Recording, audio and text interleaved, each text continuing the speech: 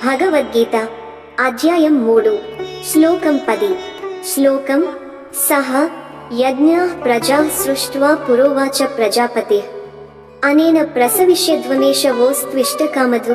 అనువాదం: సహయజ్ఞాలతో యజ్ఞస్ఫూర్తి కలిగిన కర్మలతో ప్రజలను సృష్టించిన ప్రజాపతి ఇలా అన్నాడు: ఈ యజ్ఞం ద్వారా మీరు అభివృద్ధి చెందండి.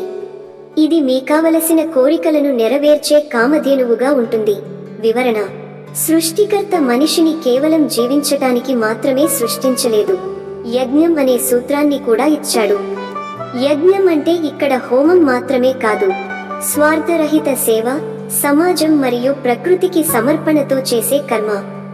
ఈ యజ్ఞస్ఫూర్తి మనకు, లోకానికి అభివృద్ధి కలిగిస్తుంది.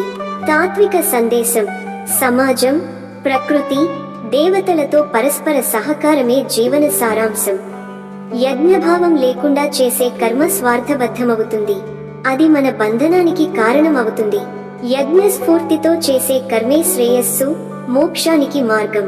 ఉదాహరణ: ఎలాగైతే నది తానొకటి తాగడానికి మాత్రమే కాక పంటలకు, జీవులకు, సముద్రానికి ఉపయోగపడుతుంది, అలాగే మన కర్మ మనకే కాక ఇతరులకు మేలు చేయాలి. ముగింపు వాక్యం: స్వార్థరహిత కర్మ, యజ్ఞం జీవనాన్ని దివ్యమైన యాత్రగా మార్చుతుంది.